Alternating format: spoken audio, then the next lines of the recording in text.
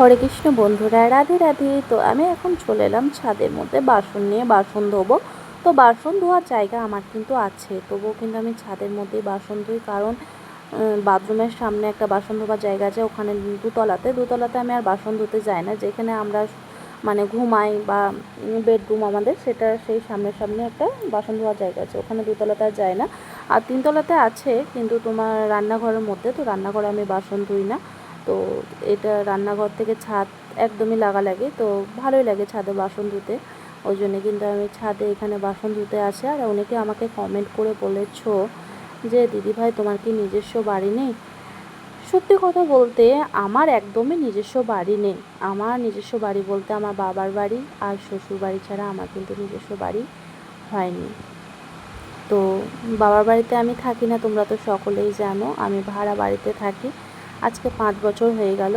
আর আমি এক চক্করতে ছিলাম পুরো 4.5 বছরের মতো।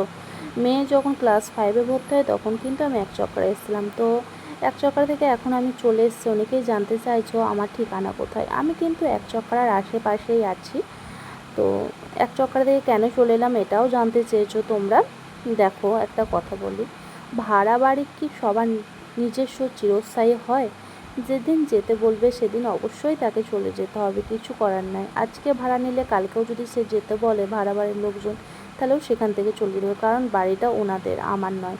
কারণ আমি যতই পয়সা দিয়ে থাকি না কেন, আমি ফ্রিতে থাকি না। আমি ফ্রিতে থাকবোই বা কেন, আমি তো পয়সা দিয়েই থাকি। তো সেই সূত্রে এবার যখন ওনাদের যখন অসুবিধা, তখন তো আমাকে চলে আসতেই হবে, তাই না? আর অসুবিধা বলতে তোমাদেরকে তো আগে বলেছি, ওনারা বাড়ি করবে বলেছে।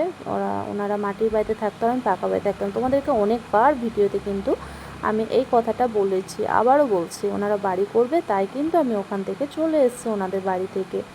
এইটুকুই ব্যাপার হচ্ছে। তো আমি এখন যেখানে বাড়ি ভাড়াতে আছি, জানি না এনারা আবার কবে বলবে কিছু, যাই হোক করবে, সেদিন আমাকে হয়তো আবার অন্য জায়গায় ভাড়া দেখতে হবে। কারণ আমার মেয়ের পড়াশুনো শেষ না হওয়া পর্যন্ত আমি শ্বশুর বাড়ি বলো বা বাপের বাড়ি বলো, আমি কোথাও যেয়ে থাকতে পারবো না। কারণ মেয়ের পড়াশুনো শেষ হবে, তারপর কিন্তু আমি গিয়ে থাকতে পারবো।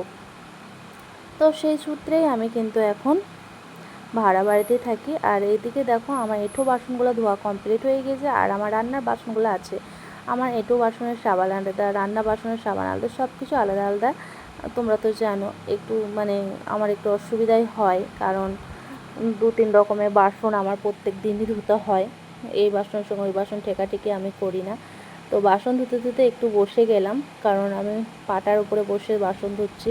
এবার জল শেষ হয়ে গেছে, জল আনতে যাবো। চলো তোমাদেরকে দেখাই আমি কোথা থেকে জলটা নিয়ে আসি। এই যে দেখো আমি যেখানে জল আনতে যাচ্ছি সেটা হচ্ছে আমার রান্নাঘর। এই যে দেখো ছাদে আর রান্নাঘরের সমান সমান, কিন্তু এই দিকটা কিন্তু শীতের সময় খুবই ভালো হবে, বেশ আরামদায়ক হবে। আর এই যে রান্নাঘরের এখানে জল নেই, কিন্তু এখানে জল দিয়ে বাসন ধোয়াটা হবে না, কারণ পাশেই আমার সিলিন্ডার আছে, একটু ঠিকবে। আর রান্নাঘরটা আমার একটু ছোটো মতো, ওই জন্য কিন্তু আমি রান্না করি না। আর এই রান্না করে আর জানলার দিকে আমি তাকিয়ে বসে থাকি। জানলার দিকটা বেশ আমার খুব ভালোই লাগে। আর তোমরা তো জানো আমি গাছপালা অনেক ভালোবাসি। আগে যে বাড়িটাতে ছিলাম আমি, সেই বাড়িতে অনেক রকমের গাছপালা লাগিয়েছি, সেটাও তোমাদেরকে দেখিয়েছি। কিন্তু কি করা যাবে বলো, সেখান থেকে তো আমি এখন চলে এসেছি। আর এখানে তো আমি গাছপালা লাগাতে পারবো না, একটাই কারণ, কারণ এখানে কোনো মাটি নেই, ওই জন্যে।